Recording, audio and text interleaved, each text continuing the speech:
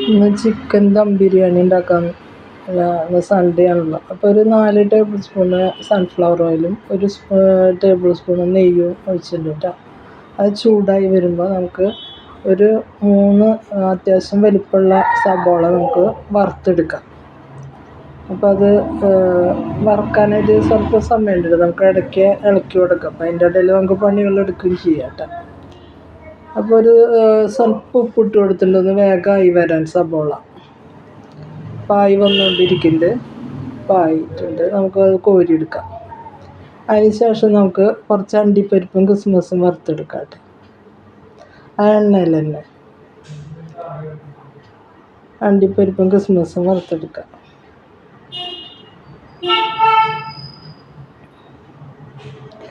ഇന്ന് സൺഡേ ആണല്ലോ. അപ്പോൾ നമുക്ക് ഒരു സ്പെഷ്യൽ വേണ്ടതെന്ന് വെച്ചിട്ട് ഞാൻ ചിക്കൻ ദം ബിരിയാണി, അപ്പോൾ 2 കിലോ ചിക്കനാണ്. അപ്പോൾ ഒരു 4 ഗ്ലാസ് അരി എടുത്തിട്ടുണ്ട്. അപ്പോൾ അങ്ങനെ അത് ദം ബിരിയാണി ഇടാമെന്ന് വിചാരിച്ചു. അതിൽ സ്വല്പം ചിക്കൻ നമുക്ക് മാറ്റിയിട്ട് വേറെ കാര്യങ്ങളൊക്കെ എടുക്കാം. അത്രയധികം ചിക്കൻ വേണമെന്നില്ല, 4 ഗ്ലാസ് അരിയാണ്. അപ്പോൾ ഞാൻ അണ്ടിപ്പരിപ്പും കിസ്മിസും വറുത്ത് കോരിയിട്ടുണ്ട്. അത് പിന്നെ ഒരു 3 സബോളയും കൂടി ഇട്ട് കൊടുത്തിട്ടുണ്ട്. അതിന് കറിയിലേക്ക് ആവശ്യമുള്ള ഉപ്പിട്ട് കൊടുത്തു. സബോള അപ്പോൾ പെട്ടെന്നായി വന്നോളൂ. അപ്പോൾ സബോള ഒരു പകുതിയൊക്കെ ആയി വരുമ്പോൾ നമുക്ക് ബാക്കിയുള്ളത് ഓരോന്നായിട്ട് ചേർത്ത് കൊടുക്കാം കേട്ടോ. വേപ്പില ഇട്ട് കൊടുത്തു. ഞാൻ പിന്നെ ഇഞ്ചി, പച്ചമുളക്, വെളുത്തുള്ളി, ഒരു കുടം വെളുത്തുള്ളിൻ്റെ അത്യാവശ്യം വലിപ്പമുള്ളൊരു കഷ്ണം ഇഞ്ചി അതായി വന്നപ്പോൾ ഒരു ടേബിൾ സ്പൂണ് മല്ലിപ്പൊടി, 1 സ്പൂണ് മുളക് പൊടി, 1/2 സ്പൂണ് മഞ്ഞൾപ്പൊടി, 1 സ്പൂണ് കുരുമുളക് പൊടി, 1 സ്പൂണ് ഗരം മസാല, അത് ഞാനിവിടെ പൊടിച്ചതാണ്. പിന്നെ അതിലേക്കിട്ട് കൊടുത്ത് 2 തക്കാളിയാണ്. വല്ലാണ്ട് വഴന്നൊന്നും ഇതാവൊന്നും വേണ്ട, നമ്മൾ ഉടയ്ക്കാനൊന്നും പോകുന്നില്ല. പിന്നെ അതിൽ പുതിന മല്ലിയെല്ലാം ഇട്ട് കൊടുത്തു. അതോടൊപ്പം തന്നെ നമുക്ക് ഒരു 1/4 ഗ്ലാസ്സോളം തൈര് ഒഴിക്കാം. തീരെ പുളിയില്ലാത്ത തൈരാട്ടത്.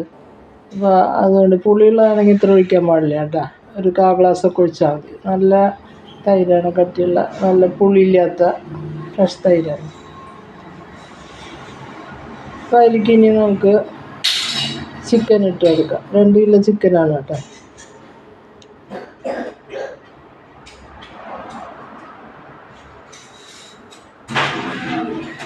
ഇനി നമുക്കത് മൂടിയിട്ട് വേവിച്ചെടുക്കാം.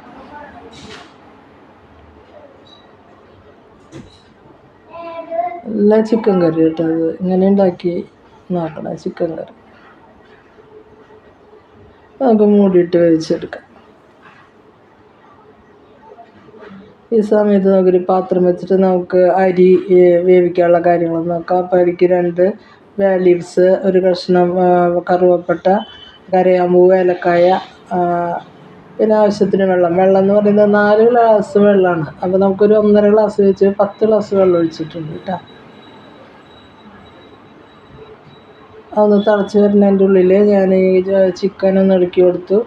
അപ്പോൾ ഒന്നും കൂടി ആയി വരട്ടെ. അപ്പോൾ നമുക്കത് മൂടിയിട്ടിട്ട് ഒന്നുകൂടി ആയി വരുന്ന വരെ മൂടി വയ്ക്കാം.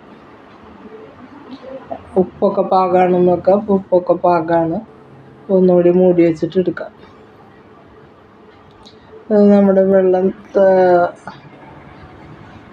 ആയിക്കൊണ്ടിരിക്കുന്നത്. ഇപ്പോൾ ഈ ചാറ് സ്വല്പം ഇതിലിരുന്നോട്ടെ കേട്ടോ. കാരണം നമ്മൾ ദമ്മിടുമ്പോൾ ചോറിലേക്ക് ആ ചാറൊക്കെ ചെല്ലുമ്പോൾ നല്ല ടേസ്റ്റാണ്. അപ്പോൾ അതിന് വേണ്ടിയിട്ട് ഒരു സ്വല്പം അതിൻ്റെ ഗ്രേവി ഇരുന്നോട്ടെ. തീരെ വറ്റിച്ച് അങ്ങനെ എടുക്കേണ്ട കാര്യമില്ല ബിരിയാണി ദമ്മിടുമ്പോൾ കേട്ടോ. അപ്പോൾ അതിന് വേണ്ടിയിട്ട് പിന്നെ അതിലേക്ക് ഞാൻ കുറച്ച് പുതിന മല്ലിയിലേക്ക് ഇട്ടു. കുറച്ച് വറുത്ത് വെച്ച സബോള ഇട്ട് കൊടുത്തിട്ടുണ്ടായിരുന്നു കേട്ടോ. അത് കാണിക്കാൻ പറ്റിയില്ല. ഇതാണ് നമ്മുടെ ചിക്കൻ കറി. അപ്പോൾ ഞാൻ ഇതിലേക്ക് അരി ഇട്ട് കൊടുത്തു. ഞാൻ പറഞ്ഞില്ല 4 ഗ്ലാസ് അരി കഴുകി വൃത്തിയാക്കി വാല വെച്ചതായിരുന്നു. അത് വെള്ളം തിളച്ചപ്പോൾ ഞാൻ അതിലേക്ക് ഇട്ട് കൊടുത്തിട്ടുണ്ട്. 1 സ്പൂണ് നെയ്യും കൂടി ഇട്ട് കൊടുത്തിട്ടുണ്ട് കേട്ടോ.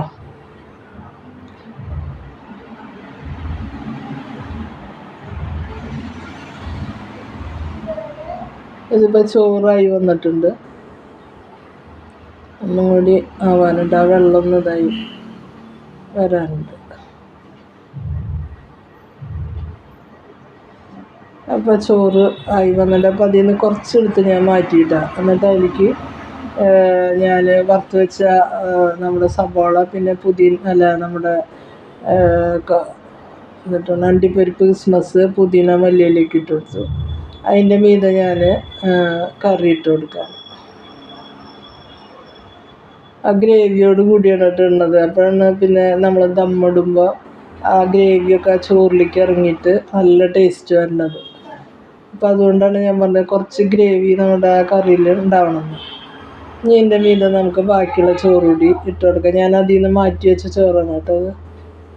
ഇതിൻ്റെ മീതെ അതേപോലെ തന്നെ നമ്മൾ റിപ്പീറ്റ് ചെയ്യും. അപ്പോൾ ഇതിൽ വേണമെങ്കിൽ സ്വല്പം മഞ്ഞൾപ്പൊടി കലക്കി ഇതൊക്കെ ഒഴിക്കാൻ, കളറ് കിട്ടാനൊക്കെ. അപ്പം ഞാനതൊന്നും ചെയ്യുന്നില്ല. നമ്മൾ വീട്ടിൽ കഴിക്കാനാണ്. അപ്പോൾ പിന്നെ ഈ കറിയുടെ കളറും ഇതൊക്കെ ഉണ്ടാവും. അപ്പോൾ പിന്നെ അത് ഇടണമെന്നില്ല. അപ്പോൾ ഞാൻ അതേപോലെ തന്നെ റിപ്പീറ്റ് ചെയ്തിട്ട് ഒരു 20 മിനിറ്റ് ഞാൻ ദമ്മിടാൻ വെച്ചിട്ടുണ്ട്.